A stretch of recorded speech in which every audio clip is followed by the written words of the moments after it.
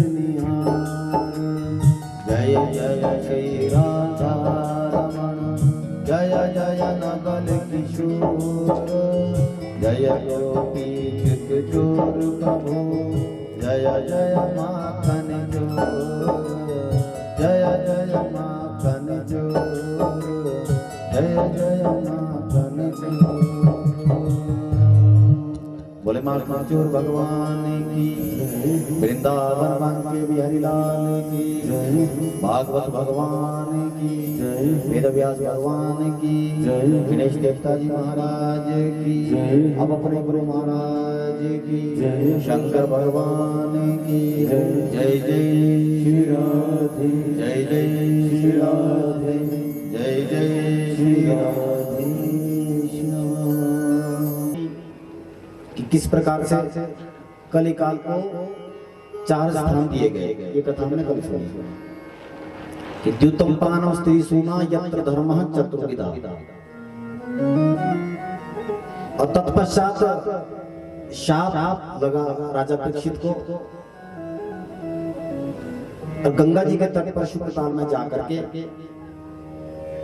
म्रियमाणस्य किम कर्तव्यम ऐसा प्रश्न पूछते हुए शुकदेव मुनि से विनम्र निवेदन कर रहे हैं। जिस व्यक्ति को ज्ञान हो कि मुझे मरना है, उस व्यक्ति को क्या करना चाहिए, ये प्रश्न किया था। ध्यान दीजिएगा। कहते हैं जब भी हम कथा में जाएं, कहीं पर कथा सुने, अन्न का कण और कथा का क्षण कभी व्यर्थ ना जाए। इसलिए हम कथा में जहां पर भी बैठते हैं एक चीज का ध्यान रखें। सबसे पहले आप अपने मोबाइल फोन बिल्कुल साइलेंट पे कर दें। वैसे तो स्विच ऑफ कर दे। पूरी जिंदगी भर हम अपने परिवार के लेते हैं, पूरी जिंदगी भर हम अपने लिए लेते हैं, लेकिन कभी अपनी जिंदगी में 2-3 घंटे भगवान के लिए भी दे देने चाहिए।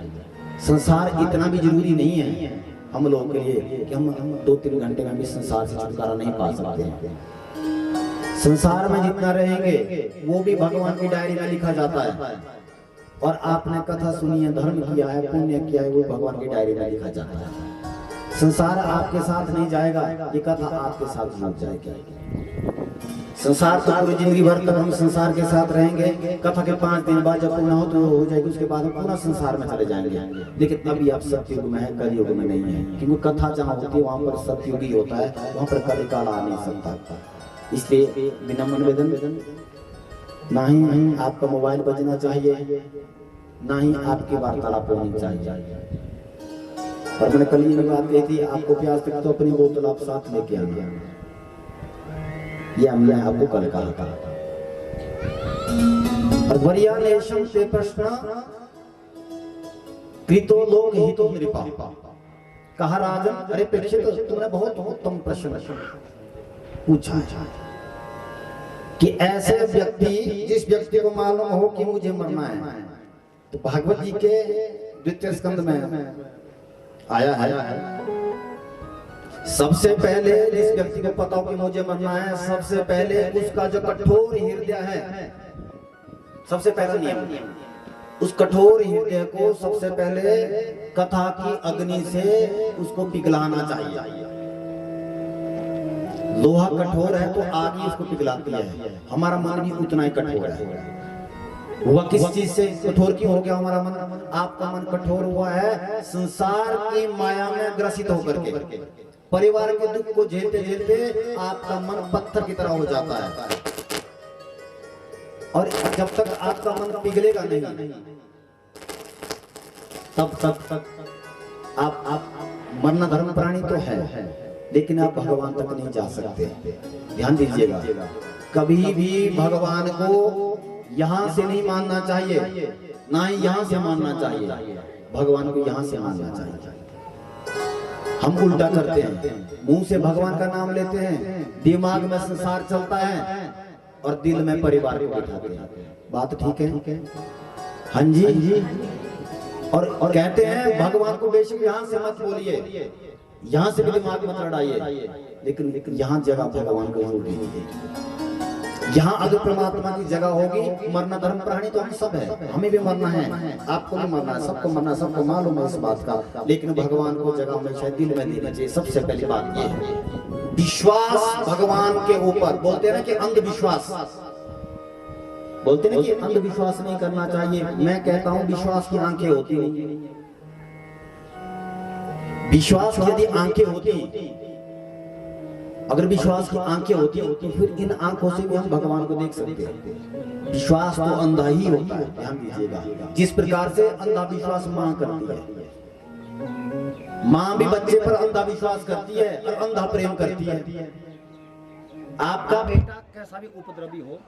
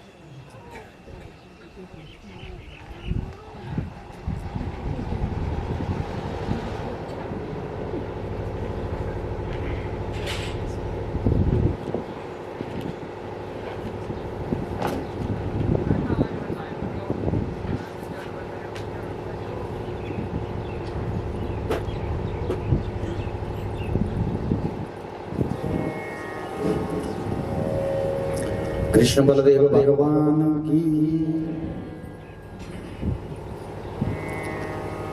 कहते हैं जिस व्यक्ति को पता हो कि हमें मरना है, और हम आप लोगों को भी मालूम है, सबसे पहले भगवान पे भरोसा, उसके बाद कह रहे हैं सुखदेव मुनि क्या करना चाहिए उस व्यक्ति को? जितासनो जित श्वासो जित संगो जितेन्द्रिय स्थूले भगवतो रूपे मनः संधार्ये दिया। जिस व्यक्ति को पता कि मुझे मरना है, हमें आप लोगों को भी पता कि हमें मरना है, पर ये टाइमिंग पता नहीं कि कब मरना है। राजा परीक्षित को 7 दिन बाद मरने का श्राप लगा है, तो 7 दिन में ही हमारी भी मृत्यु होती है। 3 बार ही 7 है, 8वां बार तो कभी आता ही नहीं है। 8वां बार तो उस दिन आता है जिस दिन धरती का प्रलय होता है। आप रविवार से लेकर शनिवार तक बार गिनिए तो बार 7 है। इसका मतलब ये है कि परीक्षित को ही श्राप नहीं है, हम आप लोग को भी श्राप है, हमें भी 7 दिन के अंदर ही मरना है। क्या करना पड़ेगा उसको? सुखदेव मुनि कह रहे हैं जितासनो उस व्यक्ति को अपना आसन जीतना पड़ेगा। कोशिश करें ऐसा अपना आसन होवे दैनिक कि 10 मिनट आप बिल्कुल एकांत में बैठ करके भगवान का भजन करें। जिस व्यक्ति को ऐसा पता हो कि मुझे मरना है, अगर हम अटल है तो मत बैठिए। जित आसनों, सबसे पहले उसका आसन। परीक्षित, जिस व्यक्ति का आसन नहीं होगा वो मृत्यु को नहीं जीत सकता, परमात्मा को नहीं पा सकता। जित श्वास हो, उसकी जो श्वास है उस पर कंट्रोल होना चाहिए। जैसे हमारे संध्या बंदे इत्यादि हम ब्राह्मण लोग करते हैं, और एक सांस में, वैसे तो साधारणतः मैं कहूं एक एक सांस की माला, आपके पास माला वही जो माला झोली है वही भी माला नहीं है, जो चल रही है सांसों की माला, ये भी माला ही है। सांस छोड़ी सांस ली, सांस छोड़ी सांस ली, ये भी माला है। एक एक सांस छोड़ते हुए सांस लेते हुए जो भगवान का नाम का गुणगान करता वो सांसों की माला ही है। क्यों? क्योंकि सांस छोड़ी, अब हम ले पाएंगे अगली सांस या नहीं ले पाएंगे ये हमारे हाथ में नहीं है। कब लास्ट सांस हम लें इसकी कोई गारंटी नहीं है। तो इसलिए सांसों की माला में हमें सिमरन करना चाहिए। ऐसा कहा गया, जित संगो जितेंद्रिय। आपको संगत जीतनी पड़ेगी। क्या जीतनी पड़ेगी जी?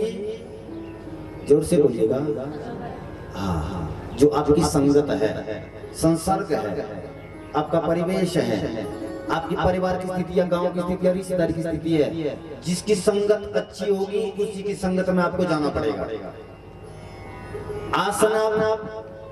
आसन पे आप नहीं बैठ पा रहे हैं तो चलेगा, श्वास आपने जीत पाएंगे तो चलेगा, लेकिन यदि आपने अपनी संगत को नहीं जीता, हमारे यहाँ बोलते हैं ना, पूरे कहीं भी जाए पूरे भारतवर्ष में, हम तो सत्संग में गए थे, यही इसी का उत्तर आ रहा है यहाँ पे। कहाँ गए थे जी? सत्संग में। ध्यान दीजिएगा, जिस प्रकार से कल आपने कथा सुनी ना, अश्वत्थामा ने किससे शिक्षा ली? उल्लू से। किससे शिक्षा ली जी? जो कल कथा में आए थे उनको ध्यान रहा होगा कि उल्लू ने रात्रि के अंधेरे में कौवे के ऊपर आक्रमण कर दिया। शिक्षा किससे ले रहे हैं? उल्लू से। सबसे पहले हमें ये जानना पड़ेगा कि सत्संग है क्या, कौन से सत्संग में जाएं और कौन सा सत्संग हमारे लिए श्रेयकार है, और किस सत्संग से हम तर सकते हैं। जब तक व्यक्ति इस चीज का अनुमान नहीं कर सकता तो वो अधोगति में भी जा सकता है। ध्यान दीजिएगा,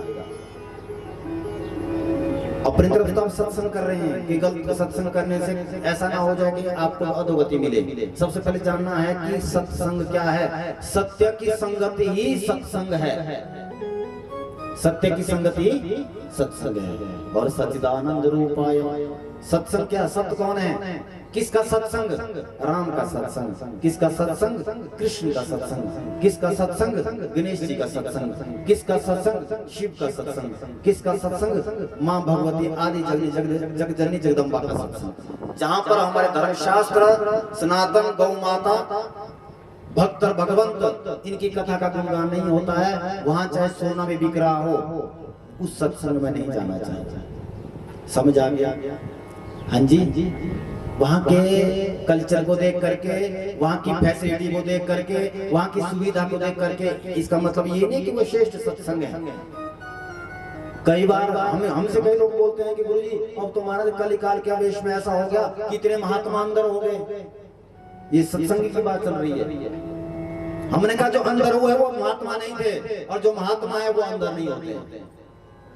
हाँ जी, हमारे सनातन को ऐसा मूर्ख बनाया जा रहा है। अपने नाकामी को छुपाने के लिए सबसे आसान तरीका लोग ढूंढते हैं, तो चोला पहन लो, भगवा पहन लो, लोग प्रणाम करेंगे, उपद्रव करेगा और लांछन लेगा, ये तो सनातन का महात्मा है।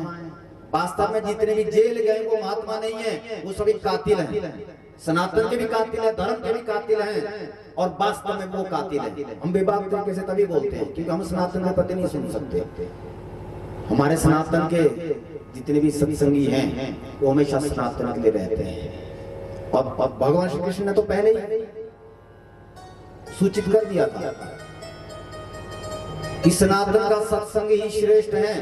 और उस समय पूरे विश्व में सिर्फ सनातन था, और भय भी दुनिया को सनातन से ही है। और सबसे शांत है तो सनातनी है, उदारवादी है तो सनातनी है। ये है सत्संग। हम सुनते हैं जी हमें इष्ट पूजने के लिए मना कर दिया, हम ऐसे सत्संग में गए हैं जी, वहां बोलते हैं कि इष्ट इष्ट कुछ नहीं होते हैं। तो क्या होता है फिर? तो इष्ट नहीं होते तो क्या होता बताओ? अपने पिताजी को पिता मत कहो, किसी पड़ोसी को पिता कहो, ऐसा होना संभव है क्या? बोलिए। जहां मेरे प्रभु की कथा का पुराण का गुणगान ना हो, ऐसे सत्संग में नहीं जाना चाहिए। ऐसा हमारे सत्संग में कहते हैं ना, जीता सो जित श्वासो जित संगो। जिस व्यक्ति का सत्संग सुंदर नहीं है, राम कृष्ण का गुणगान नहीं करता, उसका सत्संग सुनने का कोई लाभ नहीं है।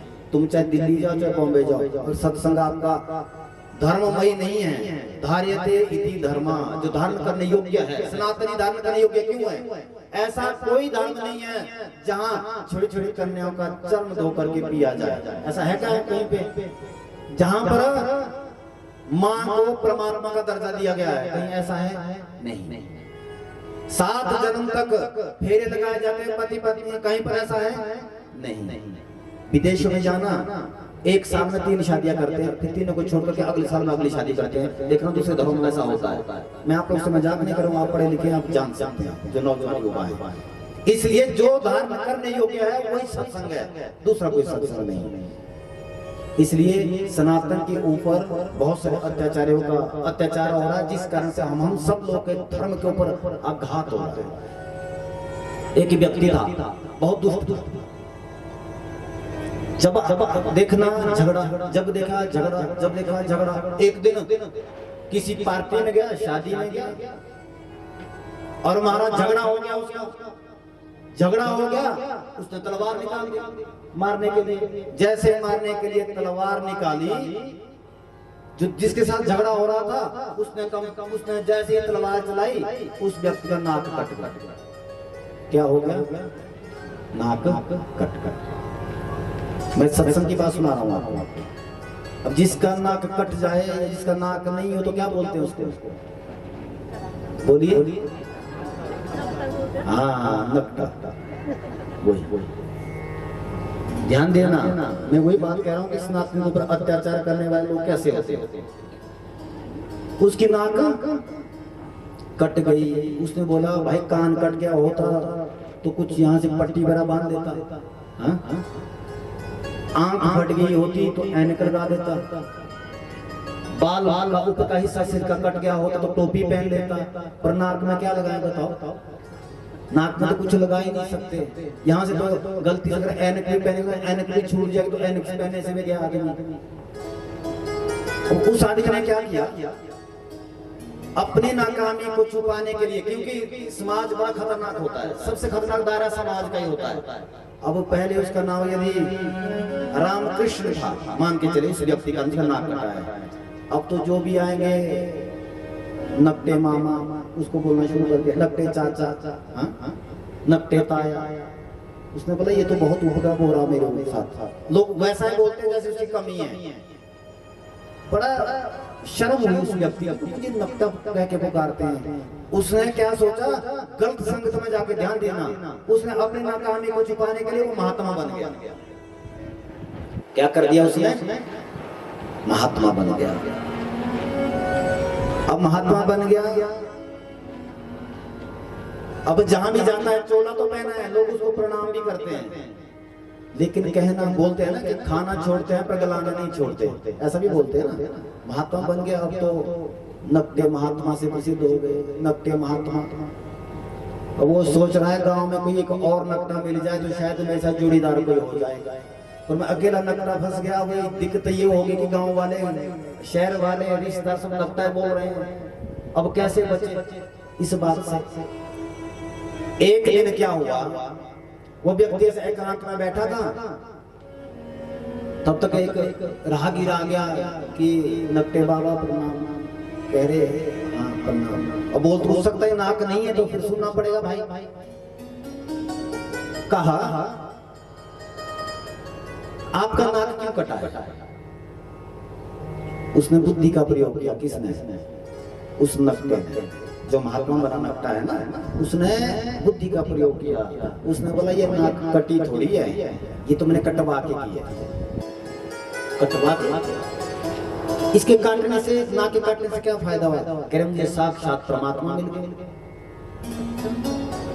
नाक काटने से परमात्मा मिल गए? कह रहे हाँ। उस आदमी ने सोचा अगर नाक काटने से परमात्मा मिल जाए, मैं भी अपना नाक की मां कटवाऊं। कह रहे मिले हैं? कह रहे हाँ। एकांत में रात्रि में मुझे भगवान ने बोला कि तू अपने नाक काट ले, तुझे मैं प्राप्त हो जाऊंगा। तो मैं नाक काटी, तो आज भी भगवान मेरे सामने होते हैं। उसने बोला इससे बड़े तो कोई भक्ति नहीं है। तो नाक काटने मैंने क्या करना, नाक काटने से कृष्ण मिल जाए बांसुरी वाला, तो मुझे क्या लेना है नाक से। उसने अपना नाक कटवा दिया।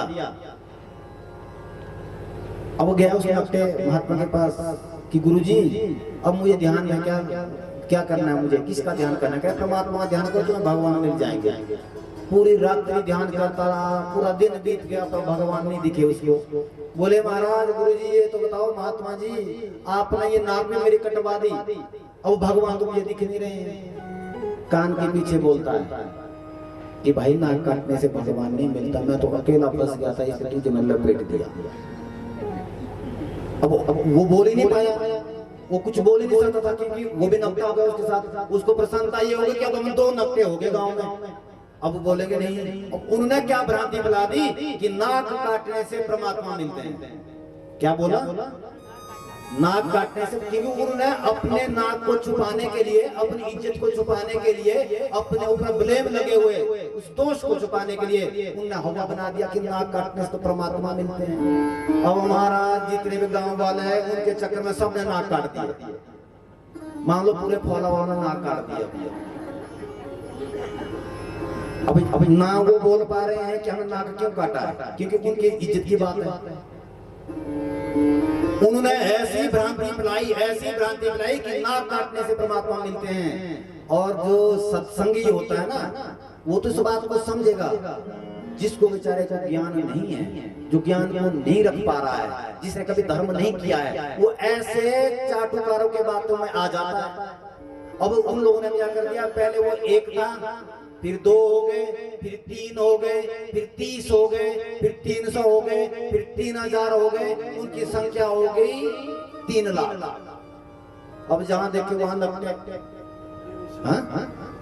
जहां भी देखे वहां नकटे। एक बहुत बड़े नकटों की भीड़, फौज खड़ी हो गई, जिसको बोलते हैं ना हम भीड़ भाड़, बोलते हैं ना भीड़ भाड़। वास्तव में जो अधर्मियों की भीड़ होती है वही भाड़ में जाती है। बोलते हैं ना भीड़ भाड़, भीड़ भाड़ का नाम भीड़ भाड़ क्यों है? सत्संग को भीड़ भाड़ क्यों नहीं बोलते? अधर्मियों को भीड़ भाड़ बोलते हैं क्योंकि जहाँ अधर्म की भीड़ होती है वही लोग तो लास्ट में जाके भाड़ में जाते हैं। और इससे ज्ञान ये प्राप्त हो रहा है। महात्मा द्वारा बताई गई कथा है यह कि जो ये उपद्रवी है, जो अनेकों सत्संग के द्वारा हमारे सनातनी को तोड़ रहे हैं, वो अपनी नाकामी को छुपाने के लिए आप लोग हम लोग को भी बेवकूफ बना के अपनी तरह नकटा बना देते हैं। समझ आ गया? हाँ जी। जहां पर आपको आपके परिवार से, आपके माता पिता से, आपके गुरु से, आपके राम से, आपके कृष्ण से, आपकी गौ माता से, आपके इष्ट से, आपके गणेश से जो आपको अलग करता हो, वो नकटों की संख्या है, नकटों की भीड़ है, हमारे धर्म की भीड़ नहीं। इसलिए जित संगो, अपनी जो संगत है उसको पहचानिए कि हमारी संगत क्या है।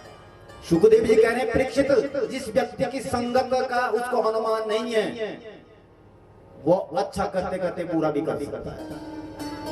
इसलिए व्यक्ति को अपनी संगत जीतनी चाहिए। ये कहा है उस व्यक्ति के लिए जिस व्यक्ति को इस बात का ज्ञान हो कि मुझे मरना है। या तो वो इतना धर्म करे, फिर इतना जो व्यक्ति धर्म पे उतर जाता है, इतना धर्म कर लेता है कि वो 24 घंटे भगवान का ही ध्यान करता है, नाम गुणगान करता है, हर एक जीव प्राणी को परमात्मा का दर्शन करता है। उस परिस्थिति में आपको फिर धूप बत्ती इत्यादि करने की आवश्यकता नहीं है। ध्यान देना, लोग बोलते हैं कि धूप बत्ती करने से क्या होता है, ज्योत जलाने से क्या होगा। वो उसके लिए है जिसके लिए 24 घंटे उसके दिल और दिमाग में परमात्मा के लिए ज्योत जली है, उसको पूरी घी की ज्योत जलाने की आवश्यकता नहीं है। अगर आपकी श्रेणी इतनी श्रेष्ठ हो चुकी है तब जाकर आप अपना धूप बत्ती बंद करना। अगर गलती से आपको ज्ञान भी नहीं है और अज्ञानी आप समझना नहीं चाहते हैं तो फिर मात जरूर खाओगे। या तो इतने ज्ञानी बन जाओ, इतने ज्ञानी बन जाओ कि भगवान विवश हो जाए दर्शन देने के लिए कि वास्तव में ही ज्ञानी है, या अपने को इतना ज्ञानी मान लो मुझे ज्ञानी नहीं है, मैं तो अनभिज्ञ हूँ, मुझे ना पूजा का ज्ञान है, ना पाठ का ज्ञान है, ना नाम गुणगान करने का ज्ञान है। भगवान से ऐसा कहिए। हमारी परिस्थिति क्या होती है, ज्ञान हमें होता नहीं, अज्ञानी हम अपने को सिद्ध कर नहीं पाते हैं, करना नहीं चाहते हैं कि हमारी इज्जत और बेइज्जती की बात हम समझते हैं। धर्म में कोई इज्जत और बेइज्जती नहीं होती। परमात्मा के पास या तो बच्चा बन करके जाओ या तो फिर लड़ करके परमात्मा प्राप्त कर दो ज्ञान पूर्वक, ऐसा कहा गया है। क्योंकि जो अधोगति का ज्ञान होता है, बीच का जो ज्ञान है पता भी नहीं है। किसी ने आज मुझे कहा कि व्रत ऐसे करना चाहिए या 1 दिन 3 दिन 5 दिन 7 दिन 9 दिन। और हम सुंदरनगर में इससे पहले कथा में थे, वहाँ कथा में कहा कि गुरुजी ऐसा हमने सुना है, गांव में किसी ने कहा है जब तक यजमानों घर में कथा होती है यजमानों को नहाना नहीं चाहिए। अब बताओ पता नहीं कौन ज्ञानी होता होगा बीच में जो ऐसी बातें कर देता है। हमने कहा 8 दिन क्या गुरुजी तुम्हारे सिर से जुएं निकालेंगे, कह रहे नहाना नहीं चाहिए। मैंने कहा कौन विद्वान है भाई हम इनका अनुसरण करें। मनमुखी बात करके ऐसा धर्म नहीं करना चाहिए। पूछिए, आपके गुरु हैं उनसे पूछिए, आपके कोई संपर्क ज्ञानी है तो उनसे पूछिए, डिस्कशन कीजिए। बोली बुलाई बातों पे कभी विश्वास नहीं करना चाहिए, ऐसा कहा गया। एक व्यक्ति था, वो पढ़ा लिखा नहीं था। ये बात किसकी है, जिस व्यक्ति को ज्ञान तो नहीं है पर अज्ञानी अपने को समझता नहीं है।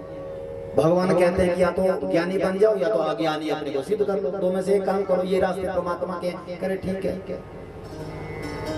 अब उसने किसी से मनमुखी बातें सीख ली, 4 शब्द अंग्रेजी के सीख लिए उसने, जान लिया, यस, नो, वेरी गुड और थैंक यू। कितनी बातें सीखी। अब उसको पता नहीं कि यस का मतलब क्या होता है, नो का मतलब ये भी इसको पता नहीं, क्योंकि पढ़ा लिखा तो है नहीं, सिर्फ मनमुखी बातें सुन ली। वेरी गुड किसको बोलते हैं इसका भी पता नहीं है, थैंक यू किसको बोलते हैं इसका पता है, सिर्फ उसने रट दिया, बोल दिया। अब जहां भी जाता है वो अपने को सिद्ध करेगा कि मैं तो पढ़ा लिखा हूं। जहां भी कहीं जाएगा, गांव में जाएगा, सीधा बोलेगा yes, no, very good, thank you. लोग बोलते पागल है क्या, हर कहीं हर कुछ बोल देता है और बातें भी 4 ही सीखी है। एक दिन क्या हो गया, किसी भीड़ में वो जा रहा था बाजार में, एक व्यक्ति की अटैची गुम हो गई। अटैची गुम हो गई, उसमें पैसे थे। उसने आगे वाले ने बोल दिया कि भाई मेरी अटैची खो गई है, कि तुम्हें अटैची मिली? अरे यस। उसने सीखा ही कोई था, उसने बोल दिया यस। उसने बोला भाई तुम्हें दे दे, उसमें पैसे दे। करे नो। उसने कहा कि भाई मैं तुम्हें प्यार से बोल रहा हूँ, नहीं तो मैं तुम्हें पीट दूंगा। उसने बोल दिया वेरी गुड। इतना बोलते ही उसे थप्पड़ मार दिए, खूब लात घूंसे मारे। लास्ट में जाके उस व्यक्ति ने सोचा अब एक ही शब्द तो बच गया है, थैंक यू तो बोल दूं इसको। हाँ, अब उसको ज्ञान हुआ कि मेरी बुद्धि नहीं है, इसका कुछ अर्थ अलग है, बिना मतलब केस हो गया उस व्यक्ति के ऊपर। ये है ज्ञान तो है नहीं, अज्ञानी अपने को समझेगा नहीं। इस परिस्थिति में आदमी हमेशा अधोगति में रहता है, उसकी कभी मुक्ति नहीं होती है। परीक्षित ये कह रहे हैं शुकदेव मुनि, क्या कहा, आसन को दुरुस्त करो, अपने एक एक सांस की माला में परमात्मा का भजन करो, अपने संगत को जीतो। स्थूले भगवते रूपे भगवान के संपूर्ण ब्रह्मांड ही भगवान परमात्मा का शरीर है। यहाँ पर कोई भी चीज व्यर्थ नहीं है। अगर आप ये सोचते हैं कि सेब का फल है बस सेब ही हमारे लिए उपयोगी है, ऐसा नहीं है। जितने अन्य भी वृक्ष है वो भी हमारे लिए उपयोगी है।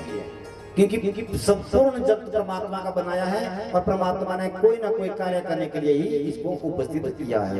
भक्त वत्सल भगवान की जय जय श्री राधे, जय जय श्री राधे, जय जय श्री राधे श्याम। सुखदेव जी कह रहे हैं परीक्षित से कि परीक्षित जब भगवान ने सोचा एक बार, ये तो होगी संगत की बात, आसन की बात, जिस व्यक्ति को पता होता, भगवान अपने मन से ही सृष्टि को बनाते हैं, अपनी इच्छा से सृष्टि को बनाते हैं। यहाँ सृष्टि वर्णन आया है। भगवान सोचते हैं कि मैं अपने रूपों को या अनेक रूप बना दूं। बोलते हैं ना आत्मा ही परमात्मा है। इसकी कथा यहाँ पर हो गई है। हम भगवान के गर्भ में थे, भगवान ने सोचा क्यों ना इन सभी आत्माओं को बाहर निकाल करके इनको शरीर प्रदान किया जाए और जो इनका कर्म है इनके कर्म अनुसार इनको फल मिले।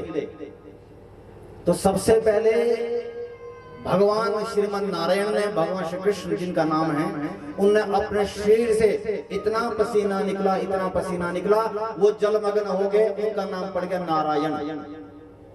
भगवान श्रीमन नारायण का पसीना ही जल है जिसको आप पीते हैं हम आप लोग।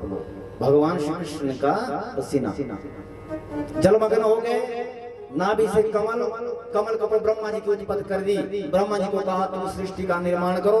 कालांतर में एक स्त्री एक पुरुष प्रकट किए, जिसमें पुरुष मनु और स्त्री के रूप में शत्रुपा।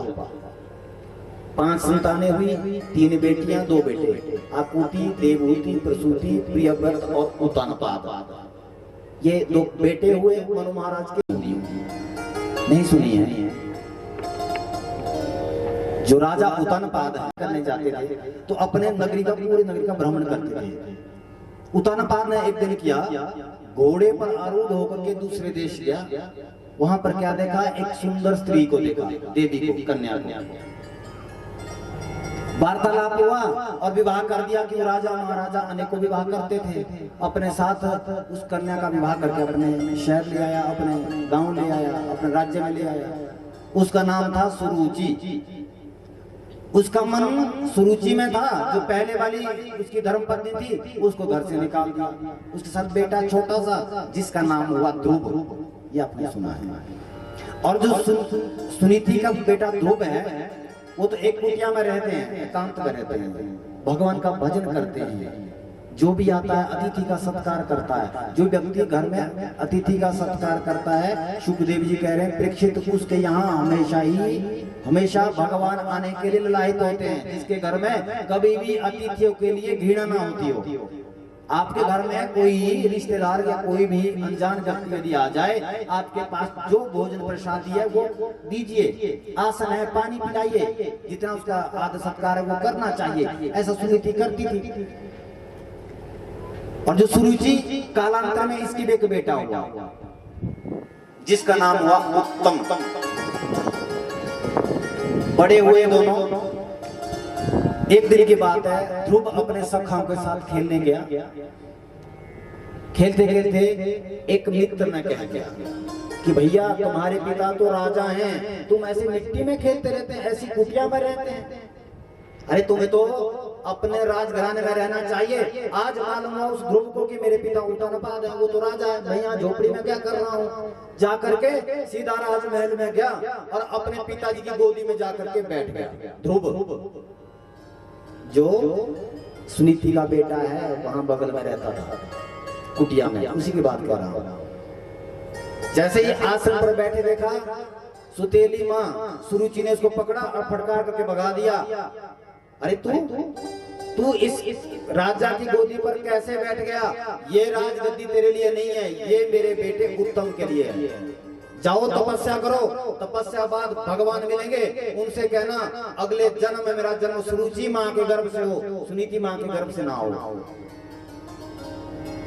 ध्यान देना, जब व्यक्ति क्रोध में, ईर्ष्या में जलता है, उस समय वो पाप पुण्य, धर्म और अधर्म दोनों ही भूल जाता है।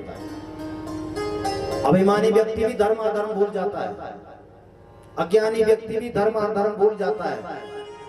और माया में होश गवाए बैठा व्यक्ति भी अपनी होश और वास्तव में खो बैठता है। भड़काया, फटकार लगाई और वहां से ध्रुव को भगा दिया। ध्रुव जी अपने माता जी के पास पहुंचे, प्रणाम किया।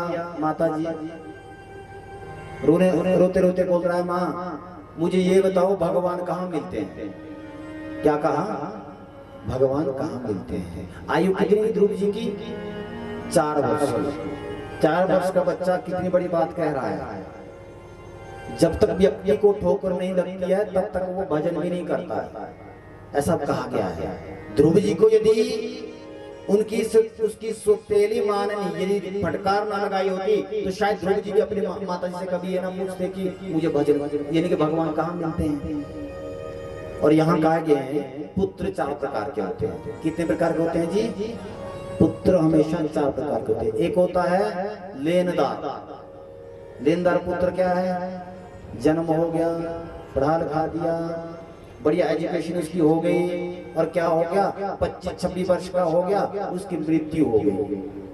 इसको बोलते हैं लेनदार। सिर्फ उसने आपसे लिया है, सिर्फ लिया, आपने एक एक चीज दी है और जब उम्मीद की कि अब ये मेरी सेवा करेगा, उस समय वो आपको छोड़ के चला जाएगा। ये इसको बोलते हैं लेनदार पुत्र। दूसरा होता है दुश्मन। अगर आपके साथ किसी की बहुत बड़ी दुश्मनी है ना, ध्यान देना, या आप किसी के कर्ज तले डूब जाए, दोनों बातें। बहुत सारा कर्ज आपका किसी का देना है और आपकी अगर मृत्यु हो जाए, दूसरे जन्म में वो पुत्र के रूप में तुम्हारे घर में पैदा होगा और पूरी जिंदगी भर तुम्हें कभी चैन से जीने नहीं देगा। इसको बोलते हैं दुश्मन पुत्र। समझ आ गया? आप कहेंगे रामपुर जाओ तो वो नारकंडा जाएगा, आप बोले कथा में जाओ तो वो ताश खेलने जाएगा। हाँ, मैं अपनी तरफ से नहीं कह रहा हूँ, पुत्र की गणना कर रहा हूँ। आप कहेंगे कि ऐसा बेटा क्या हुआ? भैया वो ऐसा बेटा अपने मर्जी से नहीं हुआ है, वो तुम्हारे कर्मों के अनुसार ही हुआ है, ऐसा कहते हैं। तीसरा नंबर का पुत्र है उदासीन।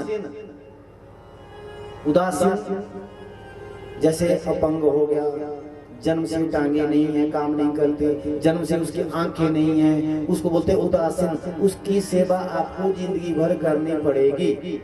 वो बैठे बैठे ही खाएगा और बैठे बैठे ही जाएगा। इसको कहते हैं उदासीन पुत्र। और जो चौथे नंबर का पुत्र है उसको कहते हैं सेवक पुत्र, जो आपको हमेशा ही जैसे माँ अपने बच्चे का पालन पोषण करती है, उसी प्रकार से वृद्धावस्था में वो आपका पालन पोषण करेगा। यह है चौथे नंबर का पुत्र। इसलिए कहते हैं, अब ये सेवक पुत्र कैसे बने? दुश्मन पुत्र अगर है तो उसको सेवक कैसे बनाया जाए? तो उसके लिए कहा गया है सबसे पहले उसकी संगत ही जीतनी पड़ेगी। जब तो उस व्यक्ति की जैसी संगत वैसी रंग। अगर संगत सही नहीं है, आप या किसी भी यूनिवर्सिटी में उसको पढ़ा दो, उसकी अक्ल ठिकाने नहीं आएगी। इसलिए अगर हमारे पूर्व जन्म के कुछ ऐसे कर्म हैं जिस कर्म के द्वारा हम उनको नहीं सुधार पा रहे हैं, तो एकमात्र कलिकाल में बच जाएगा सत्संग, वो बचेगी कथा। ध्रुव जी की कथा सुनने से हमें ज्ञान प्राप्त होगा। कोशिश करो जहाँ पर सत्संग होता है, सत्य का संग तो मैंने समझा दिया इस बात को आपको। जहाँ राम और कृष्ण की कथा हो, परमात्मा की कथा हो, उस सत्संग में जरूर जाना चाहिए। पालकी है तो एक पालकी का फल हमें देगा, ध्यान दीजिए इस बात का। अगर हम गणेश जी को ये मानेंगे ये वास्तव में ही गणपति हैं, और जो अपने माथा किन किन लोगों के चरणों में लगाना चाहिए? माता पिता, गुरु और परमात्मा। बाकी किसी भी व्यक्ति के चरणों में। मधुबन में जाकर के ध्रुव जी ने तपस्या किया। और जो वृंदावन इस बार गए थे ना, अपने ध्रुवटीला देखा, ध्रुवटीला गए थे जो इस बार गए थे वृंदावन। मथुरा में ध्रुवटीला नेताजी गए थे जब ध्रुव जी की तपस्या हुई थी। कितने लोग गए थे इस बार वृंदावन जो यहाँ आए हैं कथा में? हाथ खड़े कर दीजिए। ध्रुवटीला नहीं देखा क्या? जब ध्रुव जी की तपस्या स्थली है, याद नहीं रहा? मथुरा गए थे, वहां पर ध्रुव जी की तपस्या स्थली है, आपने देखा होगा। वहां पर तपस्या की ध्रुव जी ने। नारद जी का आगमन हुआ। नारद जी ने कहा, बेटा तुम क्या भज रहे हो? ध्यान देना, किसका भजन कर रहे हो? कह रहे बस मैं तो भगवान की प्राप्ति की कामना से आया हूँ, मुझे भगवान को प्रकट करना है, उसके दर्शन करने हैं। कहते हैं नारद जी कह रहे हैं जब तक गुरु जी के द्वारा दिया गया मंत्र तुम्हारे पास नहीं होगा तब तक तुम्हारा मंत्र भी सार्थक नहीं है। ध्यान देना इस बात का। वास्तव में कृष्ण का नाम तो गर्गाचार्य जी ने कृष्ण ही रखा है। कान्हा, कन्हैया, केशव, ये सब भक्तों को दिए गए नाम है। लेकिन भक्तों का दिया गया नाम और माता पिता का रखा गया नाम वेद मंत्र से कम नहीं है, ऐसा भी बोलते हैं। और दूसरी बात, पुण्य आपको उसी मंत्र का मिलेगा जो गुरु जी के द्वारा दिया गया मंत्र आपको है। और ध्रुव जी ने तो आगे गुरु किसी को बनाया नहीं है, तो नारद जी को गुरु बना दिया। नारद जी ने कहा ओम नमो भगवते वासुदेवाय, जो इस मंत्र का उच्चारण करता है एक न एक दिन भगवान उसको दर्शन जरूर देते हैं, ऐसा कहते हैं। ध्रुव जी ने समाधि लीन होकर के नारद जी के चरण स्पर्श करके गुरु मंत्र लेकर गुरु जी को प्रणाम करके ओम नमो भगवते वासुदेवाय इस मंत्र का उच्चारण करना प्रारंभ कर दिया। एक महीना बीता, एक समय भोजन किया, ध्यान देना। दूसरा महीना बीता, भोजन को त्याग करके सिर्फ एक समय पानी पिया। तीसरा महीना बीता, पानी को त्याग दिया, सिर्फ वायु का पान करना प्रारंभ कर दिया। चौथा महीना बीता, अब तो वायु को भी छोड़ करके सिर्फ सूखे पत्ते खाना प्रारंभ कर दिए। पांचवा महीना प्रारंभ हुआ तपस्या का, दिन में 2 बार सांस लेंगे। क्या करेंगे?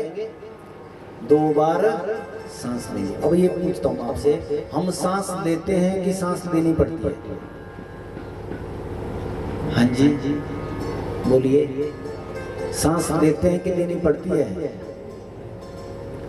सांस तो स्वतः ही लेनी पड़ती है, हम लेते नहीं, ये लेनी पड़ती है। अगर सांस लेना मजबूरी ना होती तो संसार का निकम्मा आदमी तो सांस भी संडे को तो सांस ही ना लेता, कौन लगा रहा सांस लेने?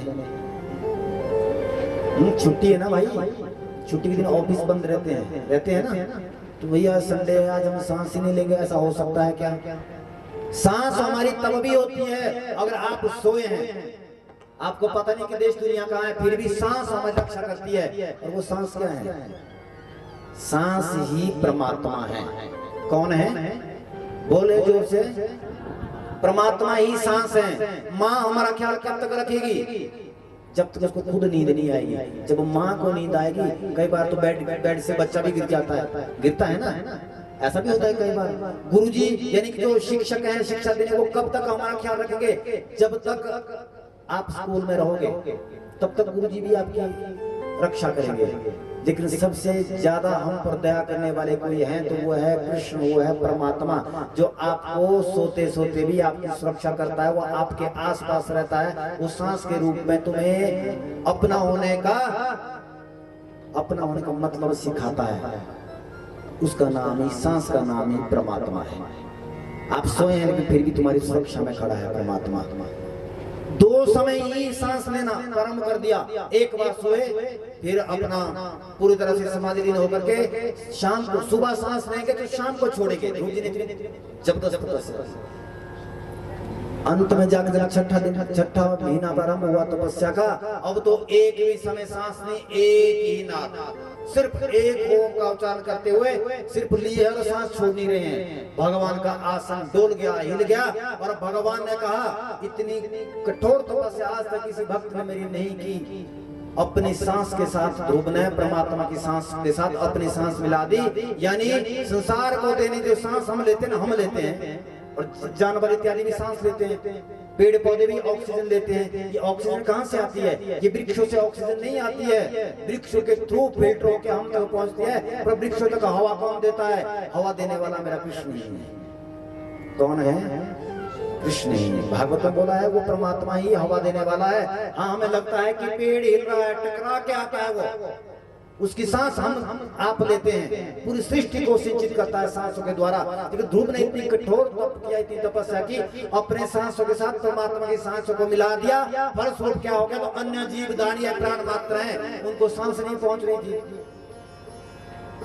भाई यदि पानी के टैंक में 10 कनेक्शन है और बीच वाले कनेक्शन से सब पानी छोड़ दिया जाए एक तरफ ही और दूसरे कनेक्शन को बंद कर दिया जाए तो एक नलके में तो पानी आएगा पर अन्य नलकों में पानी नहीं आएगा। अब सांस तो पूरी धरती पर जा रही है परमात्मा की, लेकिन ध्रुव ने कठोर तपस्या के द्वारा उस सांस को एकत्रित करके परमात्मा की सांस को अपने सांस साथ मिला दिया और त्राहिमाम देवी देवता दौड़े भगवान के पास, प्रभु सांस लेने में कठिनाई आ रही है।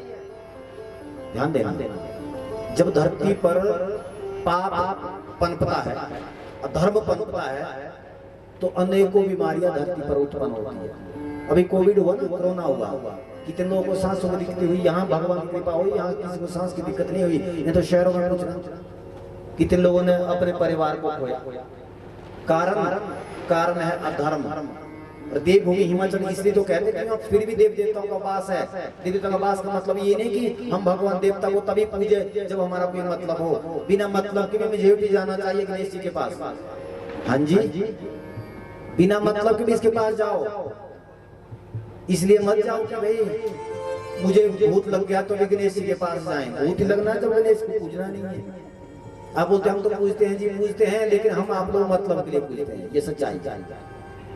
सुबह शाम इसको बोलिए कि प्रभु आप ही हमारे रक्षक है, दुनिया में आपसे बड़ा कोई रक्षक नहीं है, आप ही कृष्ण हैं, आप ही मेरे राम हैं। ऐसा बोलिए एक बार परमात्मा को। कहते हैं जैसे ही अवरुद्ध कर दिया वायु को, नारायण ने तत्क्षण ध्रुव जी के पास प्रकट हो गए। ध्रुव जी को जगाया, अरे ध्रुव जी अपने आंखें खोलो। ध्रुव जी ने आंखें खोली, देखा साक्षात श्रीमन नारायण वहां पर प्रकट करे। लक्ष्मी नारायण भगवान की।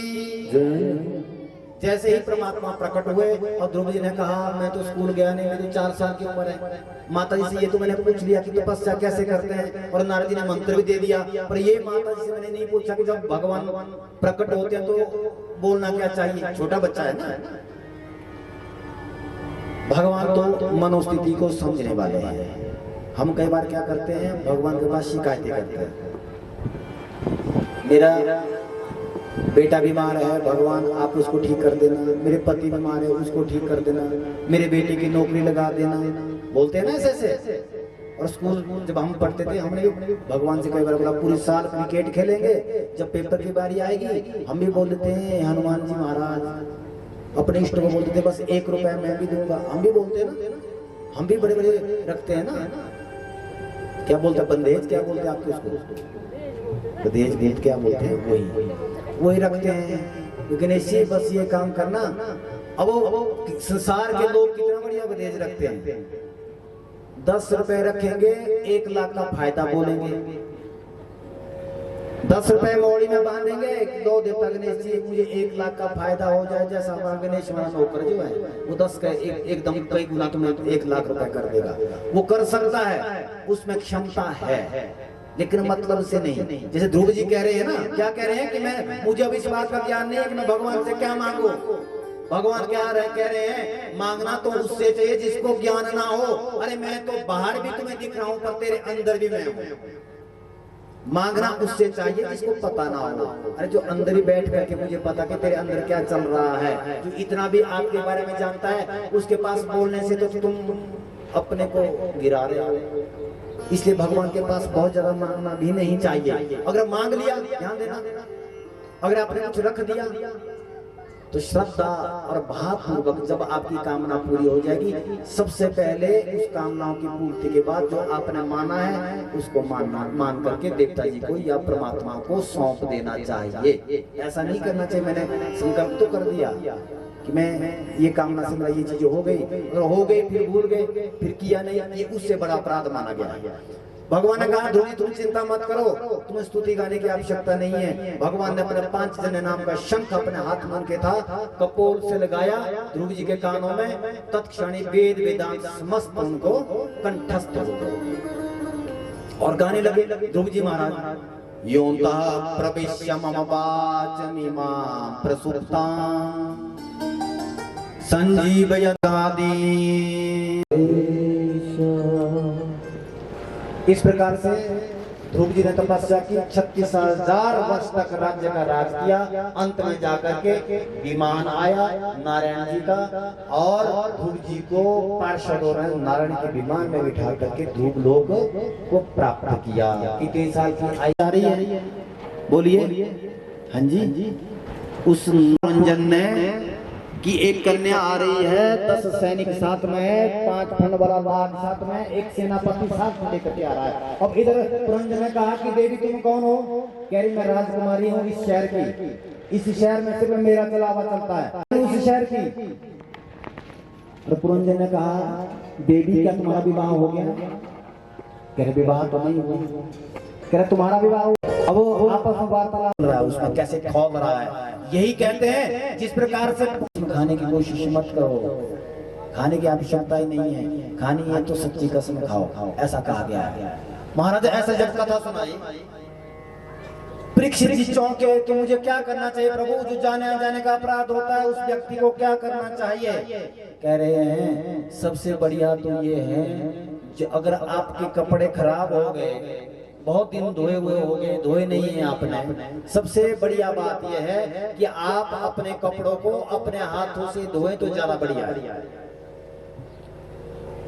क्योंकि आपका सूट यदि 10,000 का है और अपने हाथों से धोगे तो आप सेफ्टी के साथ धोगे। आपको पता कहीं से फटेगा, 10,000 का नुकसान होगा, क्योंकि आपने पैसे दिए ना, तब आपको पता होगा। अगर आपने बोले कौन धोएगा, धोबी कहा देते हैं इसको, धोबी के पास देते धोने के लिए, शहरों में देते हैं धोबी के पास। धोबी के पास तुम्हारे कपड़े तो है नहीं ना, धोबी ये जान रहा है कि कितने हजार का सूट है। धोबी का तो काम धोने से है। धोबी ले जाएगा, पत्थर पे पटकेगा और कहीं से फटेगा तो तुम्हारा पड़ेगा भाई, उसको क्या लेना देना है, नुकसान तुम्हारा होगा। प्रेस करके बढ़िया चमका के तुम्हें दे देगा। कहते हैं जो मानव रूपी हमारा ये कपड़ा, ये वस्त्र है, व्यक्ति जाने अनजाने के अनेकों अपराध करता है, सबसे बढ़िया यही है। और इस अपराधित कपड़े को, इस दाग लगे हुए कपड़े को, मानव देह को, सबसे बढ़िया तरीका यही है कि वो कथा के और धर्म के यज्ञ के साबुन से इस शरीर के, इस कपड़े के दागों को अपने हाथों से ही धो ले। हाँ, क्या करें? इसी यजमानों घर में कथा हो रही है ना, ये जाने अनजाने के अपराधों को धोने का साबुन है। आज तक के जितने अपराध हैं वो धुल जाते हैं अपने हाथों के द्वारा, क्योंकि पता है अपने हाथों से धोएंगे जो कपड़े हैं साफ भी होंगे और सुरक्षित भी होंगे, नाजुक नहीं होंगे। अगर आप नहीं धोते हैं तो फिर परमात्मा धोबी घाट को बनाया हुआ है। फिर तो यमदूत आएंगे, यमदूत आएंगे तुम्हें ले जाएंगे, तुम्हारे कपड़े को फिर जैसे मर्जी उसको साफ करने से मतलब है, उसको ये मतलब नहीं तुम कितने कीमती है। वो ये नहीं जानेगा तुम फौला से आए हैं, ये नहीं जानेंगे ना, ये जानेंगे कि रसोल से आए हैं, वो ऐसा नहीं जानेंगे। उनको भाई काम एक ही है, कपड़ा साफ करना, उसको मतलब उसी से। इसलिए कह रहे हैं सुखदेव जी परीक्षित से, राजन जो व्यक्ति समझदार कह रुक जाइए हमारे यहाँ रुकिए, तो पीपल के पास, पीपल के वृक्ष के नीचे अपना डेरा जमाया और संतों ने अपने हाथों से भोजन बनाया। आधी रात्रि तक भजन करते रहे। आधी रात्रि को अजाम मिलाता है शराब के नशे में। कौन है? करे ए बाबा काल हुई, ध्यान देना, इसकी यहाँ 8 संतानें थी। कितने संतानें थी जी? हाँ जी 8 संतानें। सुबह जैसे ही जाने लगे महात्मा, जब जुबान बंद हो जाए समझो यमराज ने पाश फेंक दिया। उस यमपाश को कैसे तोड़े? उस समय व्यक्ति खुद ही यमराज उसको अलर्ट कर देते हैं कि तेरे जिंदगी का अच्छा बुरा क्या है।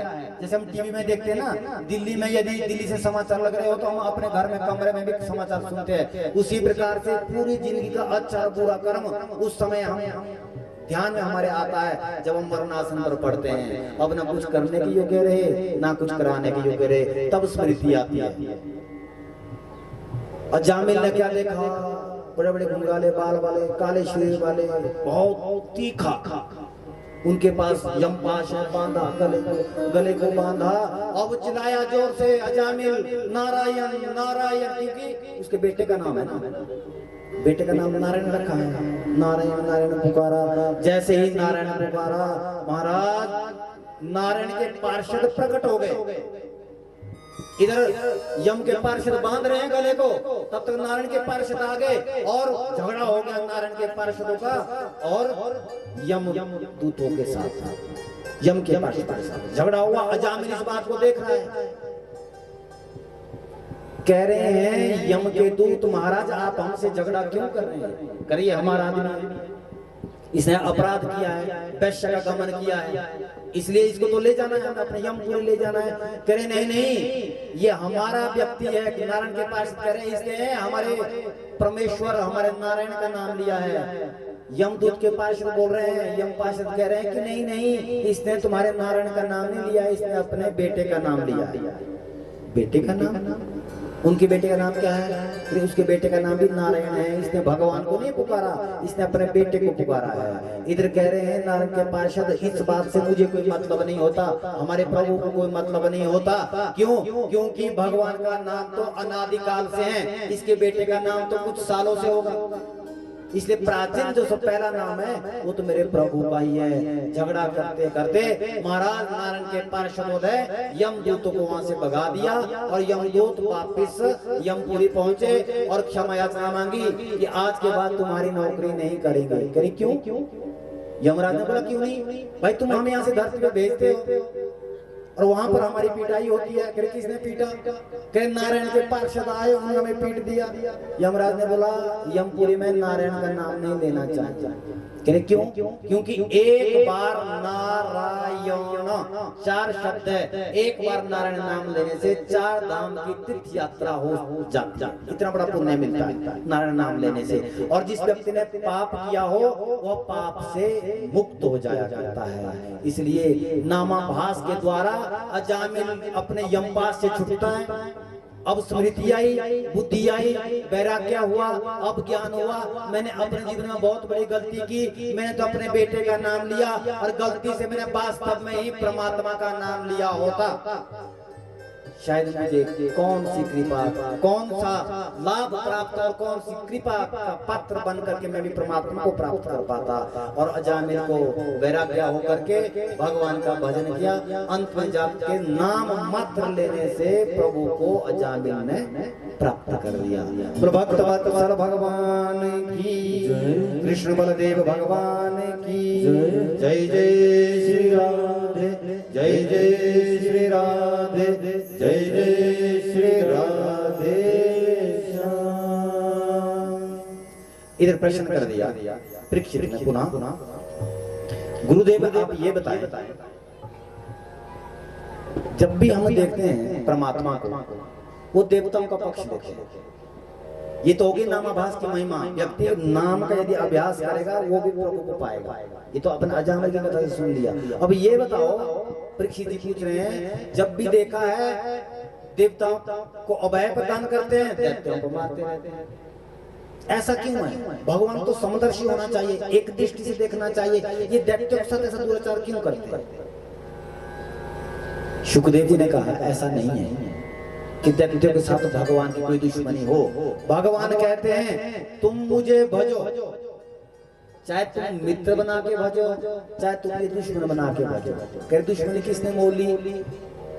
हिरण्यकश्यप ने दुश्मन बनाया, रावण ने दुश्मन बनाया, कंस ने दुश्मन बनाया, लेकिन गतियों को वही प्रदान हुई जो अन्य भक्त को प्रदान की है। कैसे? आपके पास कोई ऐसा इतिहास है जिससे हमें ये समझ सके कि आपने दैत्य के ऊपर भी अभय प्रदान किया, दैत्य के ऊपर भी दया की हो? कह रहे हाँ। हिरण्यकश्यप का नाम सुना है, उनके बेटे कौन है? प्रहलाद। कौन है जी? प्रहलाद। हिरण्यकश्यप दैत्य है, दैत्य पुत्र दैत्य ही होगा। लेकिन भेद कितना हो गया? भेद इतना है, इसने तपस्या तो की, किसने?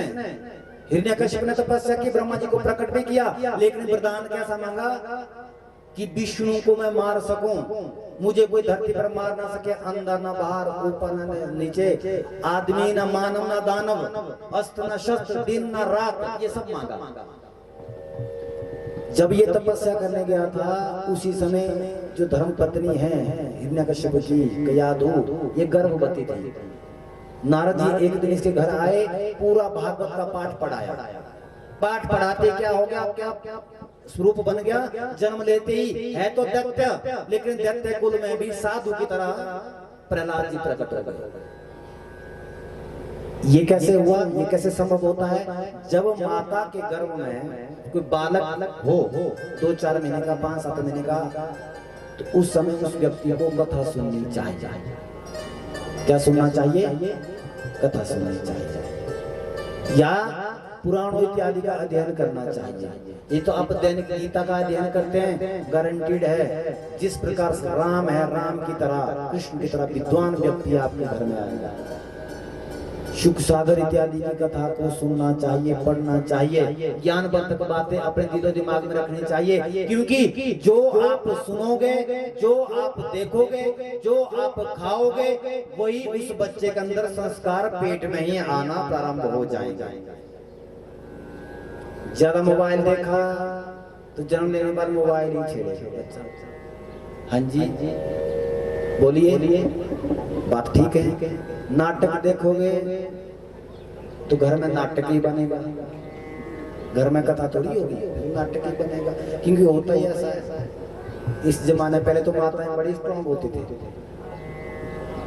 खेत खलियान में भी बच्चे को जन्म दे देती थी, ऐसा सुना है जो हमारे पहले की माताएं हैं। अब तो सीधा है, हॉस्पिटल जाओ, बेड रेस्ट, काम तो कुछ है नहीं, होता ही नहीं है। या तो मोबाइल या तो टीवी, टाइम पास कैसे करें? हमारा टाइम पास ही नहीं होता। फिर क्या होगा? मोबाइल में जो यूट्यूब में तुम देखोगे या टीवी में जो तुम देखोगे, वो बच्चे के दिमाग में फीड हो रहा है। माँ बोलना बाद में सीखेगा, मोबाइल छेड़ना पहले सीखेगा। सच्चाई है ये। ऐसा करना चाहिए जैसा कि याद उन्हें किया। नारद जी कह रहे हैं तुम दैनिक यज्ञ करो। दैनिक यज्ञ का मतलब ये नहीं कि तुम हवन में बैठ जाओ। दैनिक यज्ञ का मतलब ये नहीं है। दैनिक यज्ञ का भाव ये है, दैनिक तुम भगवान के लिए 10 मिनट बैठ करके परमात्मा से मांगिए, हे प्रभु, जिस प्रकार से देवकी के गर्भ में आप प्रकट हुए हैं, जिस प्रकार से कौशल्या मैया के गर्भ में आप प्रकट हुए हैं, अदिति मैया के गर्भ में आप प्रकट हुए हैं, आपने पूरे संसार का मार्गदर्शन किया, इतना बड़ा पुत्र यदि मुझे नहीं भी दोगे, कम से कम मेरे जीवन में आकर के हमारे घर गृहस्थी को धर्म परायण करवा करके ये संस्कारी बालक बने, इतना जरूर मांगे भगवान से। कोशिश करे उल्टा सीधा ना खाएं। चटपटा खाएंगे तो बच्चा चटपटा ही बनेगा, क्योंकि संस्कार पेट में उसके बन रहे हैं। ये सच्चाई है। मैं आपको ये इसलिए सुना रहा हूँ ताकि कथा के बाद आपको ये समझ आ जाएगा कि हमें क्या क्या नियम करना चाहिए। सुख सागर एक पुस्तक है, या भागवत जी भी आप रख सकते हैं अगर समझ आता है। नहीं तो धार्मिक जितने ग्रंथ है, गीता जी को अध्ययन कर लीजिए गर्भावस्था में। और ये स्थिति हुई, अंत में जाके क्या हो गया? पुत्र रत्न की प्राप्ति, पुत्र हुआ प्रहलाद। हिरण्यकश्यप वापिस आया घर, अपने राक्षस विद्या पीठ में एडमिशन करवाया, जहां पर राक्षसी विद्या का गायन होता है। अब वहां के जो हिरण्यकश्यप जो वहां पर विद्यार्थी जितने भी रहते हैं, वहां पर दैत्यों विद्या ही सिखाई जाती है। दैत्यों की जितनी विद्या है उसके लिए पारंगत किया जाता है। अब एक दिन की बात है, वहां पर एडमिशन प्रहलाद जी का भी घर बुलाया। प्रहलाद जी को कहा, बेटा तुम ये बताओ आज तुमने स्कूल में क्या सीखा? जैसे पिताजी पूछते हैं ना बच्चे से, वैसे बच्चे कहा, मैंने एक ही बात सीखी कि इस धरती को बनाने वाला, इस धरती का पालन पोषण करने वाला और इस धरती को विलीन करने वाला एक स्वामी यदि इस धरती का कोई है तो वो है मेरे नारायण। नारायण का नाम लिया, भड़क गया पूरी तरह से। ध्यान देना, जब आप धर्म करते हैं, जब आप यज्ञ इत्यादि करते हैं, जरूरी नहीं है कि गांव वाले आपको डिस्टर्ब करें या रिश्तेदारी डिस्टर्ब करें। कई बार परिवार भी डिस्टर्ब कर देता है। एक बोलेगा हमें धर्म करना, बोलेगा क्या करेगा धर्म करके? अपने बैंक में रख, बुढ़ापे में काम आएंगे, ऐसा बोलेंगे। अरे भजन तो प्रहलाद जी करना चाहते हैं, लेकिन दुश्मन कौन बन गया? घर का ही अपना पिता ही दुश्मन बन गया। कोशिश की, अनेकों मारने की कोशिश की, जल में फेंका, वहां पर परमात्मा ने आकर सुरक्षित कर दिया। सांप भेजा पिटारी में, जाओ उसको कटवाओ सांप के द्वारा। जैसे ही सैनिक के द्वारा सांप भेजा गया, जैसे ही सांप गले में डालने की कोशिश की, सुखदेव जी कह रहे हैं परीक्षित, वही सांप फूलों की माला बन गई, क्योंकि भगवान का भजन उसके साथ था। जहर भेजा, अमृत बन गया। होलिका उसकी बहन किसकी? हिरण्यकश्यप की। आज भी मथुरा मंडल में होली जब होती है, आज भी प्रहलाद के वंश जो वहां रहते हैं आग के बीच में चलते हैं, आज भी चलते हैं। कभी जब होलिका दहन होता है, ऐसा दर्शन करने को मिले तो कभी जाना चाहिए, देखना चाहिए। ऐसा होलिका समाप्त हो गई, उसके पास चादर ऐसी थी जिस चादर में कभी आग नहीं लगती थी, लेकिन परमात्मा के नाम में इतना प्रभाव है, भक्ति में इतना प्रभाव है, वो चादर भी जल गई। आधी चादर आज भी मथुरा में है, वृंदावन में है वो चादर। अब जैसे ही जितने प्रयास के सब विफल हुए, अंत में जा करके अपने तलवार निकाल के मारने के लिए उद्यत हुआ। कौन? हिरण्यकश्यप। कहा अरे तू परमात्मा परमात्मा विष्णु विष्णु बोल रहा, तेरा विष्णु कहाँ है? कह रहे गुरुदेव अरे पिताजी विष्णु कहाँ नहीं है, प्रश्न ये है। कहाँ है ये प्रश्न नहीं, विष्णु कहाँ नहीं है, वो सर्वत्र सब जगह है। क्या इस खंबे में भी भगवान है? कह रहे हाँ है। प्रहार किया, प्रहार करते ही भगवान श्री नारायण वहां पर नृसिंह रूप में प्रकट हो गए। भक्त भक्त भगवान की सबसे पहले हिरण्यकश्यप को पकड़ा। वैसे भागवत में लिखा है कि अनेक दैत्य को भगवान ने समाप्त किया, लेकिन जितना बेरहम तरीके से हिरण्यकश्यप को मारा, इतने बेरहम तरीके से कभी भी भगवान ने किसी दैत्य को नहीं मारा। अपने गोदी में बिठाया और पूरी तरह से उसके पेट को चीर दिया, जितनी भी अंदर की आंतरिया उसकी सब बाहर निकाल दी। क्यों? चौंक के परीक्षित के ऐसा क्यों किया भगवान ने? भगवान कहते हैं मेरा अपमान किया होता तो मैं सहन कर लेता, जब इसने मेरे भक्त का अपमान किया उसको मैं बेरहमी से ही मारता। भगवान कहते हैं मैं अपना मुझे कोई गाली दे तो मुझे फर्क नहीं पड़ता है, मैं उसका बुरा नहीं मानता हूँ। इसने प्रहलाद के ऊपर मेरे भक्त के ऊपर अत्याचार किया है, इसलिए इसको मैं आसानी से नहीं मारूंगा, इसको मैं बेरहम तरीके से ही मारूंगा। इसलिए भगवान के भक्त का कभी भी तिरस्कार नहीं करना चाहिए, साधु का कभी तिरस्कार नहीं करना चाहिए। आप उसको जानते हैं नहीं जानते हैं, और नहीं भी जानते हैं, अगर आपकी देरी पर आ गया और आपको शक है कि ये महात्मा है कि नहीं, आपको पहचान नहीं है, उसको दान दक्षिणा कुछ दे करके उसको भेज दीजिए, लेकिन अपराध मत कीजिए, उसका परीक्षा लेने का प्रयास ना करे। जो ऐसा करता है उसको वो असली हो, आप उसको नकली मान बैठे हैं, वो असली निकल गया तो तुम्हारा पूरे परिवार का सत्यानाश करके जाएगा। कोई ब्राह्मण आए, सत्कर्मी हो तो जैसा भी हो, ब्राह्मण ब्राह्मण है, अगर आएगा, अगर आपसे कुछ कार्य है तो करे, नहीं तो जो भोगता है आप दीजिए, भोजन इत्यादि की व्यवस्था करिए, कहिए और प्रेम पर उसको विदा कीजिए। भगवान कहते हैं जो परमात्मा जो जिस भी नाम से भजता है परमात्मा को, चाहे वो सत्कर्म करके भजता हो चाहे अधर्म करके भजता हो, उससे फर्क नहीं पड़ता, लेकिन जो मेरे भक्त का अपमान करता है उसको तो मैं हमेशा ही अत्याचार कर देता हूँ, वहां मैं अपने बंदिशों को तोड़ देता हूँ। नरसिंह भगवान की। इस प्रकार से भगवान ने हिरण्यकश्यप को समाप्त किया। सुखदेव जी कह रहे हैं परीक्षित आपका प्रश्न ये था कि दैत्य के ऊपर भी दया करते हैं, भगवान की नहीं करते हैं, तो अब तुम बताओ भगवान समदर्शी है या नहीं? क्योंकि जो प्रहलाद है वो भी दैत्य है, फिर दैत्य के ऊपर भगवान ने दया क्यों की? प्रश्न ये नहीं है कि दैत्य से वो घृणा करते, घृणा नहीं करते, लेकिन जब दैत्य ही घृणा करेगा तो भगवान बोलता है इसकी इच्छा ही घृणा की है तो मैं भी इसे घृणा करूं, लेकिन मेरा अंतर हृदय से वो भी मेरा बेटा है, वो दैत्य मेरा ही बेटा है, इसलिए वो थोड़ा अधर्म होने के कारण से मुझे भजता है। एक व्यक्ति सात्विक प्रवृत्ति से मुझे भजता है, बस फर्क इतना ही है। बाकी तो मैं दैत्य देवता मानव जानवर पशु पक्षी सब पर मैं ही निर्भर, यानी सब मुझ पर निर्भर है और सबके अंदर मैं ही विराजमान हूँ। इसलिए धरती की कोई भी जीव, कोई पशु पक्षी ऐसा प्राणी नहीं है जो परमात्मा से अलग हो।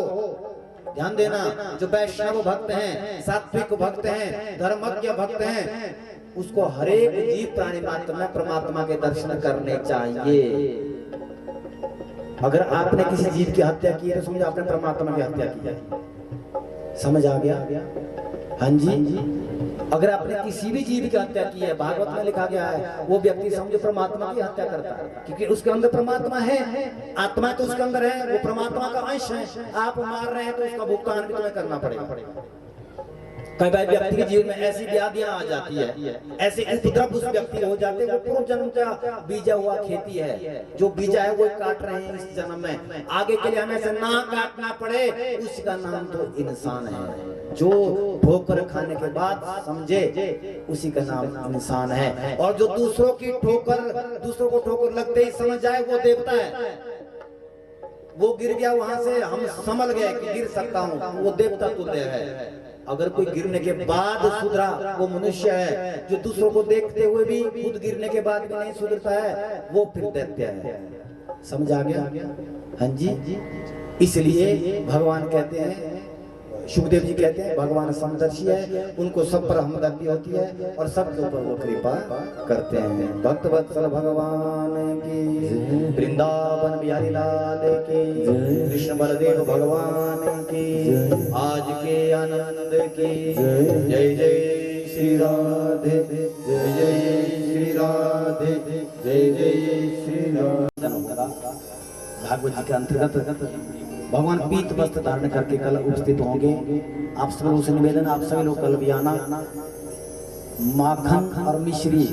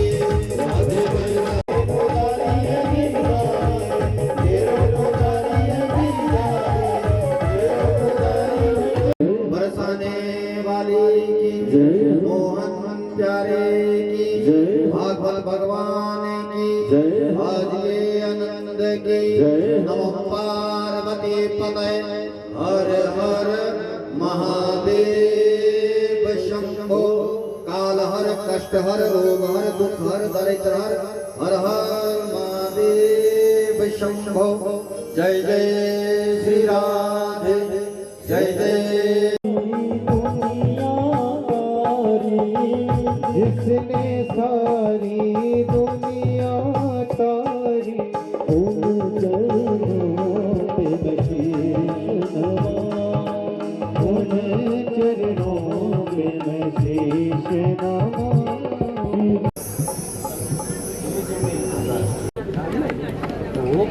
हरि